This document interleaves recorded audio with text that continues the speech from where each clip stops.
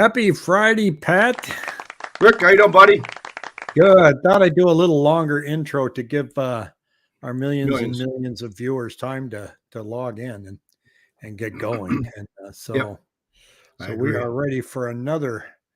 Where do the weeks go? Where do the weeks go? It seems like every other day we're on here talking about Friday.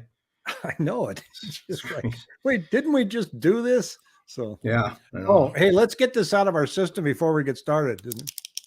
Yeah, the clicking. I got no, I got. I got my football to hold on to me. I was Yeah, be yeah. playing around with something. So now we have a Uh, routine whenever we get started. Okay, check your mic. Okay, share the screen. Put your Move pen away. pen. Yeah. Oh God, Oh, you my never know hands the always have thing. to be occupied.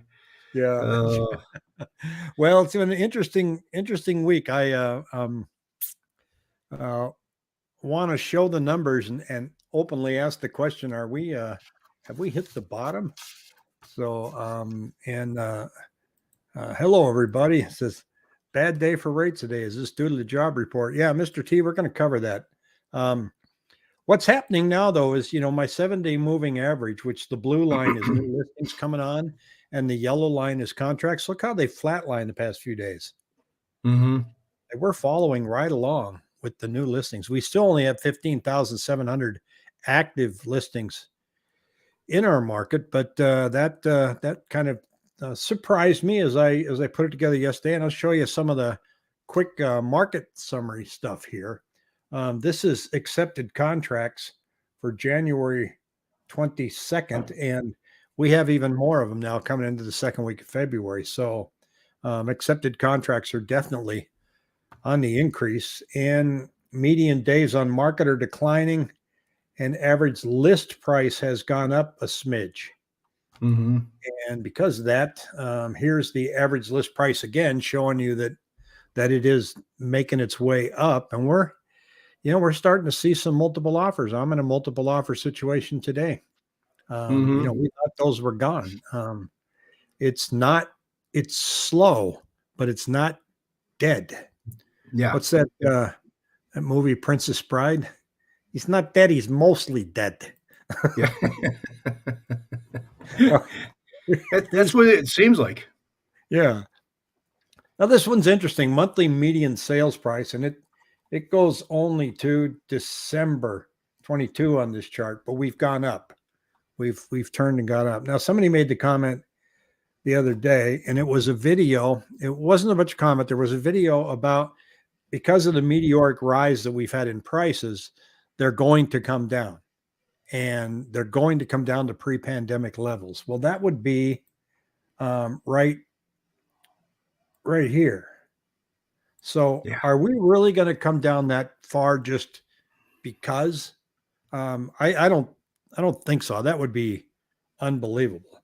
And it'd be like maybe the second time in history that the decline would happen like that. But again, as I'm watching the video, it wasn't really laid out why we would hit that. And it goes to what I used to say was, just because you're driving a car fast doesn't mean you're going to crash. And we did. We went up too high, too fast, but that doesn't mean that we have a reversal unless we have certain things in place. And the Cromford market cycle that they put up here, they're saying that we are in the skepticism range here, and we'll soon be in the range of hope. See how it goes? Capitulation, despair in November. We looked at that chart before. Yep. Yeah. Skepticism. When did this chart come out? Did they just recent? Just updated it this morning. Yeah. So basically what they're saying based on the data that they're looking at, and Mr. T says they're looking at affordability. Yeah, they are. And but and affordability is out of whack for a lot of people. But when you look at these numbers, it's we're still pretty brisk out there, Mr. T. And not brisk. I don't want to use that word. I want to say it's still slow, but we're still moving houses. And they're saying it's time to drop the skepticism and enter into the hope stage of the cycle.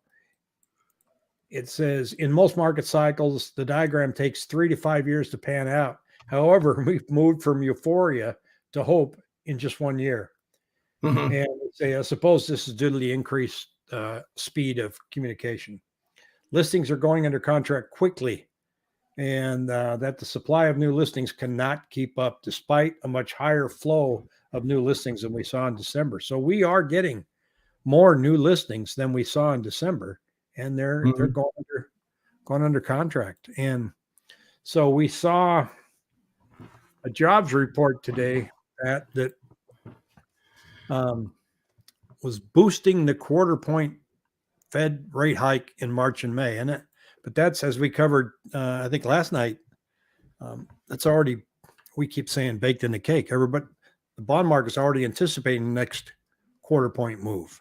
So, but Mhm. the jobs report came out incredibly strong. What are you seeing on that? Because rates went down this morning and they went back up. Yeah, they were. It was good. It was a good jobs report. I mean, but Barry Habib, who I follow pretty closely, said the jobs report there's something smells within the jobs report. And if you throw the chart up there, um, yeah, I mean the market was down 44 on the 5.5 coupon. The 10-year was up 13 basis points.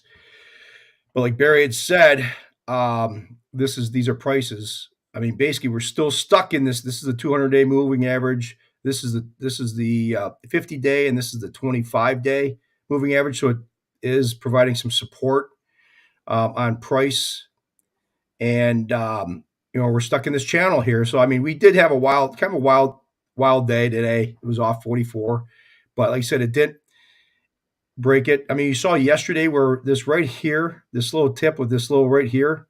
Can you see Uh-huh. that? That's a 200-day. It's amazing how it just hit and then it bounced back down. And they did put a lock for anybody short term. They did put a locking bias yesterday on, which protected these gains or these losses. But he didn't seem too excited about it. I mean, they said we're stuck in this range, which is good. But it was interesting is that talk about the BLS, the jobs. He was saying that there's a big adjustment. There's the household survey and the business survey, and he had said that. And how did he put it? Um, he said the BLS jobs strong, but something smells. And he said that the household survey has its own job creation component, and it showed there were 894,000 job creations, while the labor force increased by 866,000, which caused the unemployment rate to drop from 3.5 to 3.4, the lowest unemployment rates in 69. But he said there is big adjustments, the seasonal factor, there's new benchmarks, there's a new, what they call population control, um, which I have no idea what that number is. He goes, if you look at it, the household survey, the number of job creations would have only been 84,000 versus 894,000 that were reported when removing the adjustments. So, he was basically saying there's a big difference from what ADP is saying and what the up 106,000 and the BLS, the Bureau of Labor. So he thinks ADP is more accurate, and he says the market probably will see this under the headlines and realize that this is just a manipulation of some spreadsheets. So I read an article too that said that there's always, a lot of economists say, and they said that the Fed is paying too much attention to trying to control inflation by um, manipulating unemployment. In other words, making the jobs market tough. And then this one economist was talking about the restaurant business. Everybody's going out to eat now, but you can't get any help. And so if you try to hurt the economy, I mean, are you really going to hurt the economy when most of and tame inflation when our real problem is a labor shortage right now? Mm-hmm. Very, very, Mm-hmm. very complicated. Um, but Yeah, there's a I, lot. It seems like there's a lot of manipulation going on with the numbers based on what Barry was saying this morning in his update.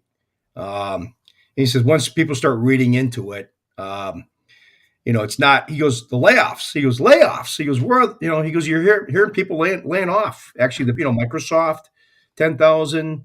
You see these tech companies laying off. So he goes, where are those numbers? And he says a lot of the he did say in this thing that basically most of this stuff was created by part-time jobs. Oh, really? 606,000 were from part-time workers, and 288,000 were full-time. And I don't know where they're getting some of these employees. I went to a grocery store today. I'm not going to say which one, but get this. I grew up in the grocery industry, and I go up and I, kind of stick my head around the plexiglass and go, "Good morning." No eye contact. She doesn't say anything to me. She scans the groceries. I pay for them. She takes the receipt, puts them in the bag, grabs the bag, and puts it in the cart. Doesn't look at me, doesn't smile, doesn't say thank you. And I thought, are you kidding me?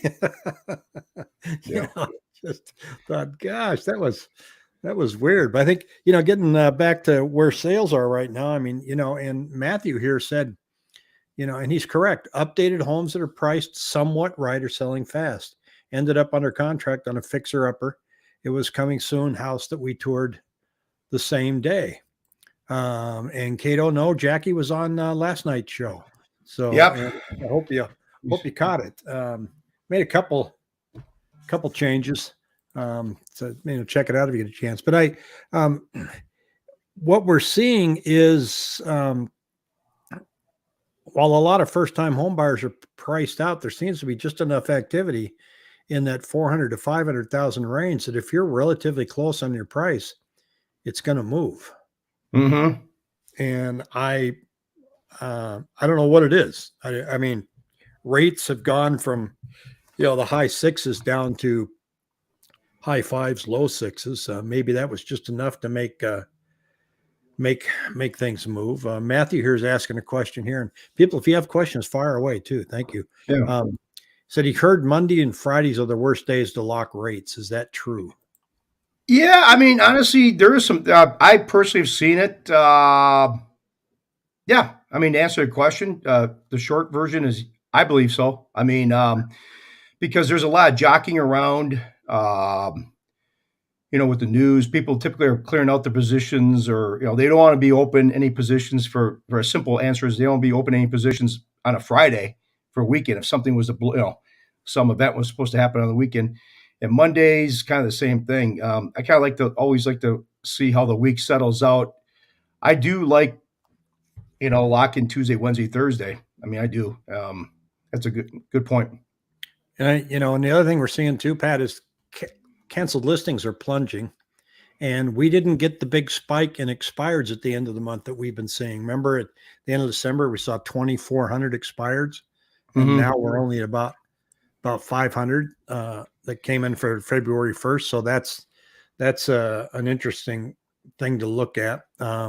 New listings are coming up slightly more, but not much, and it's going to be interesting to watch that little under contract line to see now that it's flat line is that going to continue, for the next, few weeks. But there's an awful lot of stuff going on out there.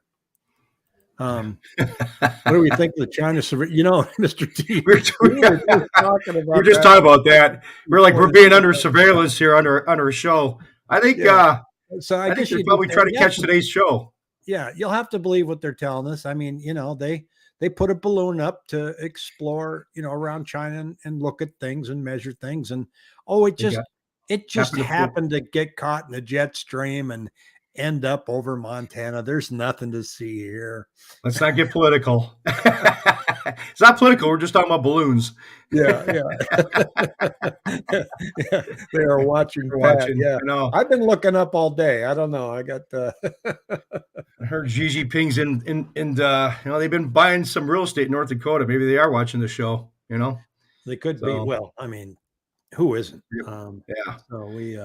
Hey, tell us where you're from, folks. Last week, we had all kinds of people from all the way from Paris to Virginia. Back east. Virginia. Random balloon hovering over our mission. What are the odds? What are the odds of of some nuclear sites and whatnot, and Navy or Air Force bases? Yeah. There's nothing. Go figure. Here's the Cromford Demand Index. So you just take Chandler, for example, here. demand is coming up. Okay. Mesa is coming up. Phoenix is coming up. The cities that are not seeing a huge demand going up are the outlying areas like Maricopa and Buckeye, because of all the new construction out there. Because a lot of this stuff is, resale value. So, and I think Fountain Hills kind of took a little bit of a dip. Let me get rid of a couple of these here. Maricopa. So there's Fountain Hills is the green one. So it took a dip and it's kind of flatlined, which is interesting because November or January, February usually picks up out there. And here's the thing here. It says, me and my fiance recently got the rug pulled out from a new build Richmond American. They cut prices 50 grand. So that pulled us in. We dropped earnest money. Our sales agent ended up not working there anymore, and goes on to say they raised prices over 20 grand higher and now say they can't honor the price. Those guys they never surprise me. You just never know when they're going to pull out. Thanks, man. It's from Glendale. Thanks, cool. And let me that's look at the price here. So that's just new build. It just seems like I've obviously done financing for new builds, but like we mentioned last week or just a couple of days ago, I think I did. I said it's just a different ball game than resale. It just more games. You get the corporate side of it. They got to hit their profit margins. It's just a tough game. Sometimes I feel bad for the new first time home buyer who, well, you just got to be on your toes, and I'm always very worried at the.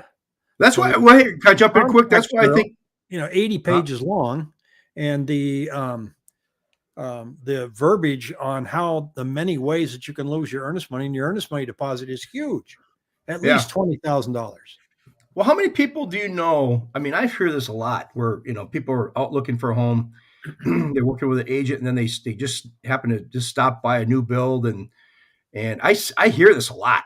I mean, more than normal. It's like, well, I didn't bring my agent with me, and but then you talk to the new sale, agent there, and people have to be represented when they go in a new build. They think that that sales agent's going to take care of them.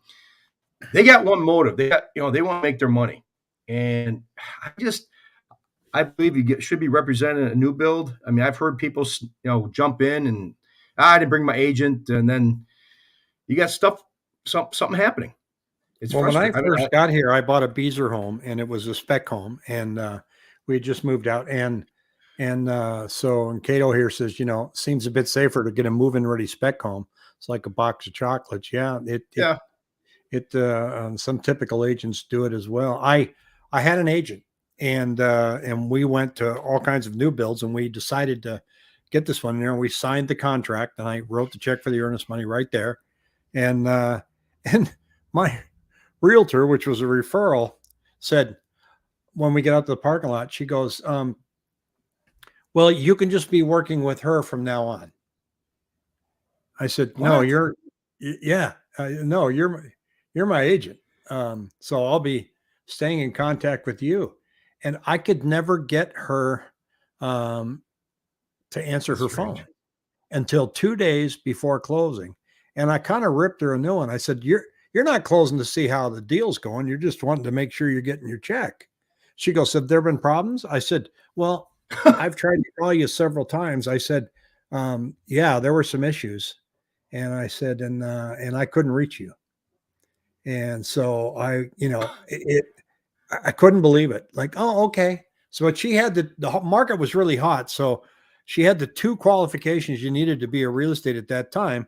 And that was a car and gas. And breathing. Yeah. Breathing. Yes.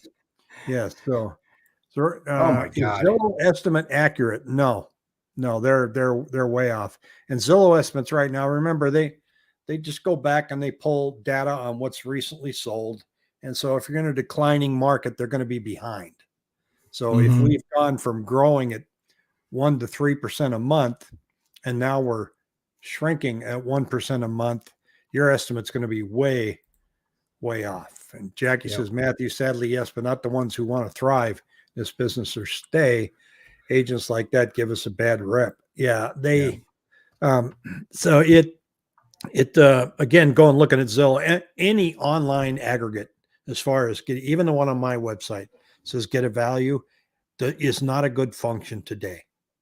And had a guy make a comment yesterday on a video that was correct and said, agents are still using comps from 3 months ago to arrive at pricing, and so you can do that.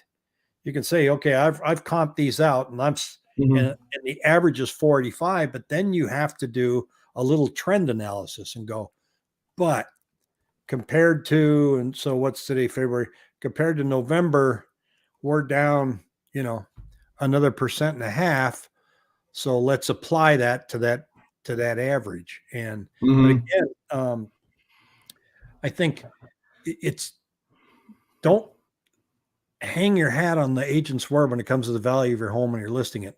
Your agent is there to help you look at all the numbers together so you can determine a range that you want to work within. Does that make sense? Mm-hmm. In Mm-hmm. other words, I'm going to Mm-hmm. look at it and go, okay, well, the average from 3 months ago on this particular style home in this neighborhood is about 485. Some have sold for more, some have sold for less. So that kind of puts us anywhere between 465 and 490. So why don't we price somewhere in the middle of that, and then we'll see how the activity is, but be prepared to go down if you have to. And you Mm-hmm. have, because once an agent sets a price and you lean on them and depend on them that much, um, you really kind of take it as an insult when they come back to you and go, well, we should go down Tanger. Well, you told me it was 485. Well, you need to set the expectations right up front. Yeah. Yeah. Um, so Matt's saying the agent I'm referring to is pretty young, felt his age, generation had a lot to do with it. Um, is Zillow estimate affecting listing pricing? I go on a listing appointment. I always pull up the Zillow estimate for one reason and one reason only, because that's what they go off of. So you walk in the house, they go, Zillow said, and you can't ignore it. So you have to look at that, but you have to have the numbers go, yes, Zillow said that, but let me show you what's going on. Mm-hmm. And Mm-hmm. I mean, you can't. I mean, you want to know how accurate it was? Zillow started buying homes based on their own estimate. So they said, we will pay you ours estimate. And they lost $600 million when they tried to turn them and resell them. Yeah. Well, I get the same thing on my end with credit reports. I get people that call me up and say, hey, my credit score, Credit Karma was 740, 730. I'm like, it's typically off by, it could be off by 20, 30, 40 points, 50 points. It's basically with credit. And that all has to do with your data. How good is your data? And where are you pulling your data from? Because Credit Karma and all these free credit reports give you kind of an idea, but it's not accurate. Well, what do you recommend to go to try and find a pretty Well, I accurate can, credit score? I Just mean, ask it gives you an you idea. do a I mean, soft poll.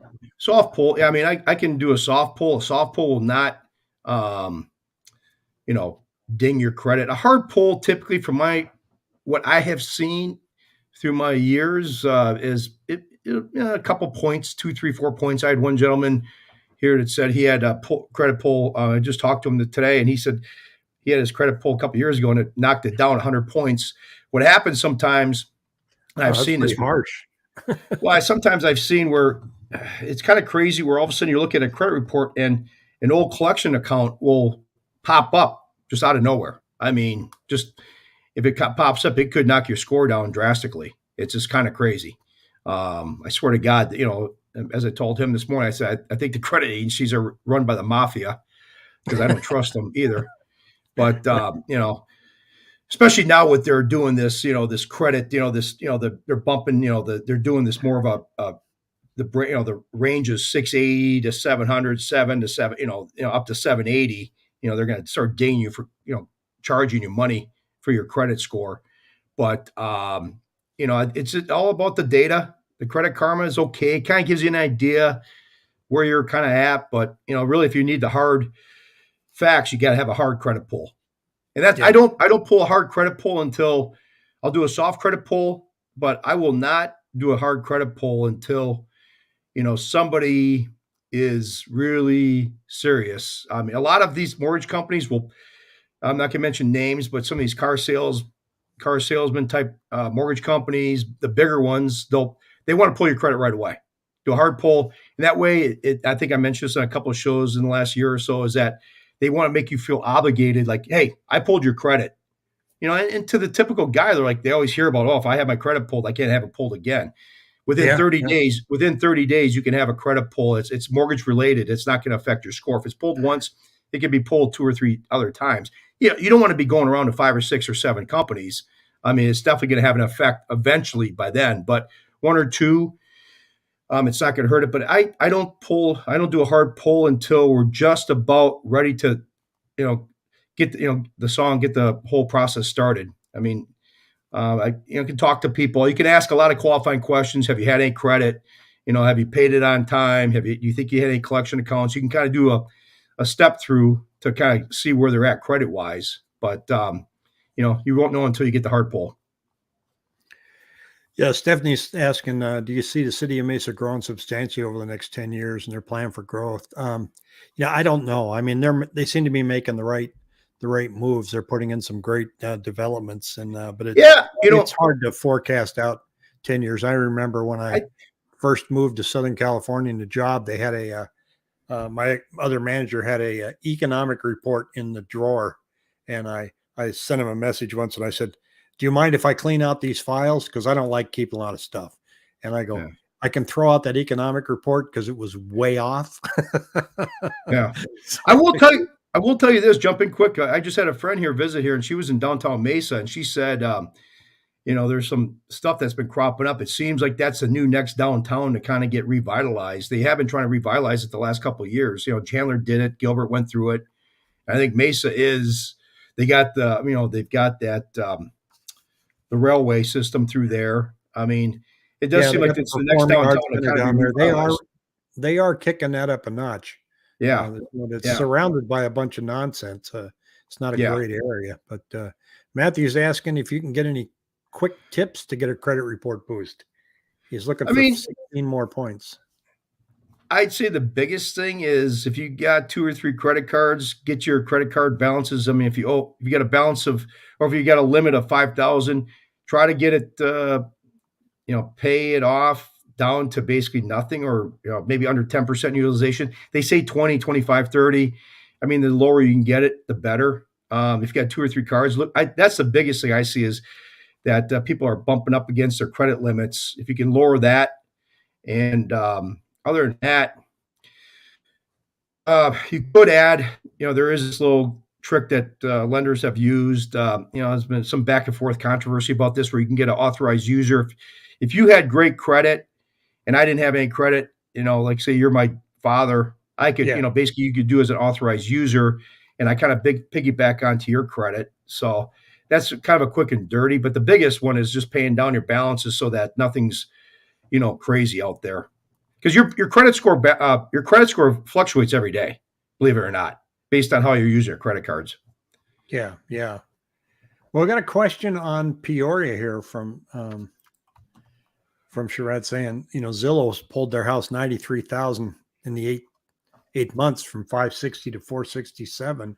Now, whether or not 467 is accurate, I don't know, but the numbers are not in your favor out there. If I just look at the monthly average sales price in Peoria, it fell off the cliff.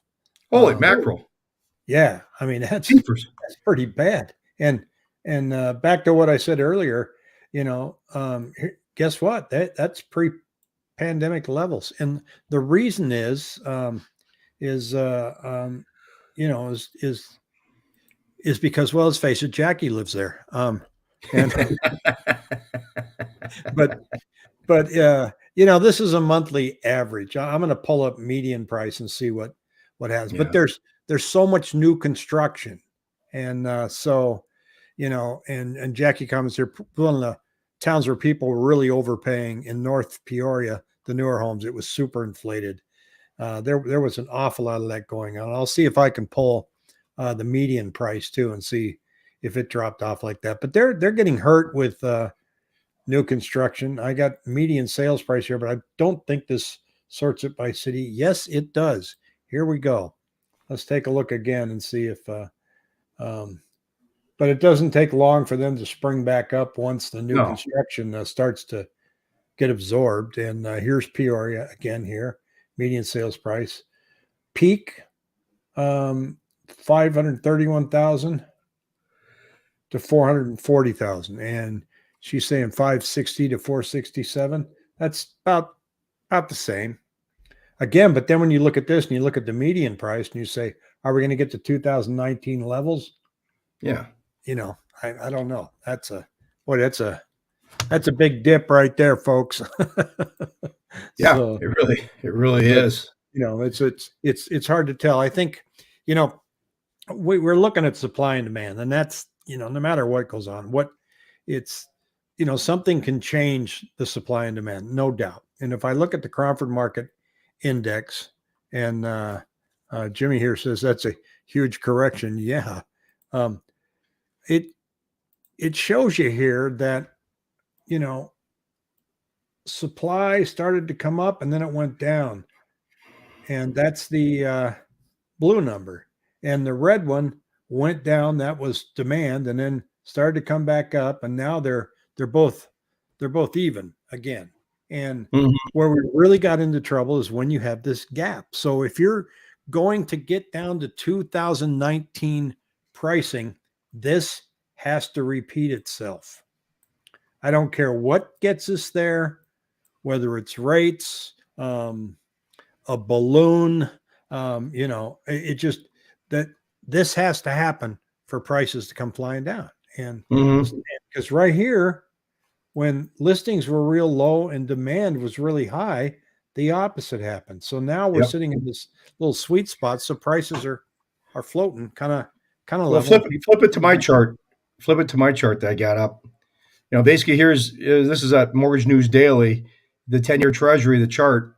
It kind of shows, what is the next move. We're right here. Let's say right about here. Is it going to be down here or is it going to be up here? If we start trending down toward here, I think we're going to see once again in a simple form, we're going to see demand pick up. Yep. It's try to keep it as simple as possible. We're being asked here for can you do the average sales price for Tempe and Gilbert? So let me pull that up for somebody here. But yeah, I mean, who knows where those charts, where that stuff's going to go. So I'm going to do Gilbert first here. Here's Gilbert. See if something pulls up. Wow, it's showing the same. This is monthly average sales price. I want to look at median. Something's going on with their average sales price. So let me look at median. This is It's not that dramatic. I mean, yeah, I really. know. That's why when I saw the first one, I'm like, yeah, there's no way that it's like jeepers creepers. That's like no So way. here's we had a peak May 22, 625. This Gilbert, and now 525. So down about 100,000. That's what I'm saying here. And then Tempe. Let me That's remove Gilbert here. That's a pretty heavy dip. that's a kick in the pants. But keep in mind with the median sales price, if you're no longer selling a lot of high end homes, that affects it. Yeah, So that's um, that Tempe, really has Tempe's gone that up number could since. be jostling around. Yeah, they move, but huge crash. It's pretty. Yeah, look, keep in mind, folks, interest rates went to 7%. Don't die on us. Sorry, sitting here having a coughing fit. I mean, I would expect prices to come flying down when rates get that high. Yeah. Well, we tested it. So once again, if rates do go down, running with that theory that you're going to see demand pick up. Well, and then we also know that when you get down to 5.5, the business picks back up again. We saw that in August. Yeah. Yeah. Tyler down there in Mexico. Yeah.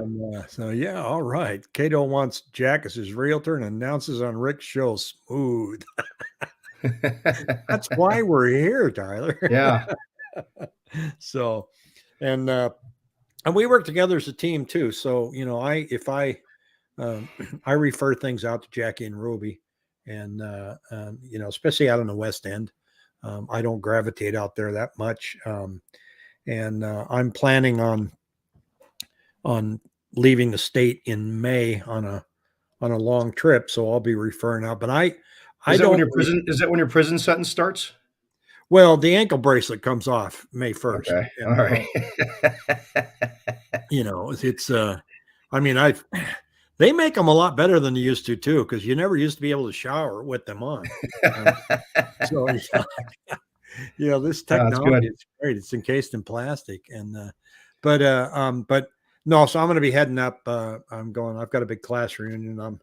I'm taking a long trip, but I don't. I will not refer a client out just to an agent unless I know how they go to market and how they handle their clients. In other words, I've got with our brokerage, we have 80,000 of us out there within EXP. I think it's something like 85,000. But I'm not going to refer to just because they're in the same brokerage if I don't Yeah, know them, yeah. because I want to know how they negotiate. I want to know how they handle the transaction. So, very comfortable with how uh, Jackie and Ruby go to business. And I also don't want somebody that's exuberantly over, um, you know, optimistic. I mean, I've heard stories where people go, "Well, my agent won't even write a offer if it's lower than list price." Well, give me his name. I'm not going to ever refer them business. Yeah, So yeah. that's just not the way it works. And so it Thanks, Jackie. yeah, Nice Jackie, to have. ditto. It's good. So I want so if I refer you to somebody because I'm out of town, rest assured I know how they go to market, and Yeah. because you got to be in good hands. And when I'm talking about that California referral, my dad was with Coldwell Banker, and he would call up the offices and say, "Hey, I've got a corporate relocation and I need a referral." What I didn't know at the time was the commission rates for corporate relocations are usually pretty dinky, and so they probably weren't making a lot of coin off of me anyway. But Hmm. and they would just assign somebody, and I had the California one was fantastic. Um, Albany, New York, that guy was an absolute nutcase. When I got transferred from Albany to Rochester, he was really upset that he didn't get the listing. And he sent an email to corporate. We were owned by Philip Morris at the time. He called me and he chewed me out. And I said, I have no control over that. Then I got to Rochester, New York. I had the greatest real estate agent ever. Um, and she was great. So I highly so we listed with her when it was time to sell. So yeah, just Cato, I can't argue with you there. I got Well, I think the biggest thing in a real estate agent is negotiating. Um, that's just that's a lost art. I mean, I've you and I have kind of talked about different things. We want the client to do what's right for the client. I mean, it does boil down. Like you said, I've had a couple of transactions that I waited on locks here just recently with you and Jackie, just because I wasn't going to lock until I wanted to save them some money. It was like $4,500. If I could save somebody $4,500 on a lock, I'm not. I mean, obviously taking a chance, but I know the listing agent wasn't happy that we were going to be a little bit off time wise, but and we still hit pretty much a target for the most part, I think, and I'm protecting my client too. yeah, Got a lock. you and I talk strategy a lot sometimes when we got a price negotiation going on because I got one today. It said highest and best. I hate those. Yeah, that's just stupid. That's They just send it dumb. out That's to screw you, but you're not even using your head. Highest and best. Well, that's great. We're not in 2000. We're not in the January of 2021.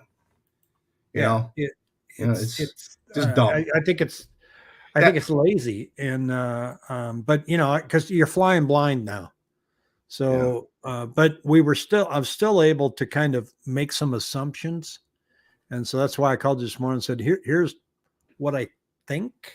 I know yeah there's two other offers out there, and which surprises me, that yeah I'm yeah back in this multiple offer thing, but it's not aggressive. And they were over list price, but they were asking for concessions that brought them back down to list price. So now you're sitting there going, okay, where do we come in? And talking with the client and then giving you a call. And, cause I've never made a good decision in a hurry. No. That's why 2000. That's why this market's a lot better than last year, because people can have a choice. I mean, if you're going to make a $500,000 decision, I don't want to be making a $500,000 decision within 25 minutes. I'm sorry. Yeah. Yeah. That's ridiculous. That's asinine. I'm sorry. I just, there's too much other stuff riding on it. Where you're going to live. You're going to be there for, several years. Well, you had these agents last year. Well, you got to have a decision. We have to have this offer in the next 30, 40 minutes. Well, we had the one that you just helped me close hand. on this last month, and said, and she go, well, when are you going to get the counter offer over? What do you think? And I said, well, he's thinking about it. Well, you think he's going to have a different decision in the morning? Like, I don't know. But she gave away by all her phone calls, she gave away her position real quick. I'm like, like we talked about last week, it's like dating. It's like, hey, we went on a date last night. When are you going again? Now it's just like, hey, let's just pump the brakes here a little bit, honey. So I'm the only one you're going out with. It sounds like you don't have 3 or 4 other dates lined up. It's like, so yeah, you can. No, that's definitely called showing your cards. I mean, getting this over. What do you think he's going to have a different decision tomorrow? I go, look, I've never made a good decision in a hurry, and so the client thought about it and decided that he would, accept, their counter offer, and because we came in pretty aggressively low, and I thought we came out okay, but I also told him, if you want to walk away, I'm okay. Yes, well, I don't want to waste your time showing houses. Well, that's my job, So if you want to walk away from it, because it doesn't do me any good if you've regret your decision. Oh, totally. Yeah. Yeah, because I've done that. I've bought a house before and moved in and go. You want people that are fully committed to, that they have made a good decision. I mean, that's my goal, is to make sure that people, give them enough information that they can feel like they feel very comfortable making a good decision. Because that's the way I want to be treated when I'm making a decision, Well, so. and I say that not to talk about me. I just say that as a caution that says, well, just a strategy. We're talking about if somebody's putting a lot of pressure on you, don't accept that. This market is not like that. If somebody's saying, you got to make a decision by tonight at 6:00, it may have that in the contract that the offer is only good till 6, but it doesn't stick. And so, sometimes people like to talk to not only their spouse, but maybe their friends, their parents, so it's not, you got to take your time. And so I'm glad we're no longer in 2021. So you can go, and because we can always call the agent and go, you know what? I know I sent you an offer and said it's expires at 6:00 tonight, but we're still crunching some numbers again. And so can you give us another day? And so, I mean, that's the way to do it. So, desperation really smells big time. So you need to come up here and have a beer. Yeah, Tyler. So, love to meet up with you. I'm always up for a beer. Or I always say 2 beers. The first and last. Yeah. Being an Irishman. The first and last.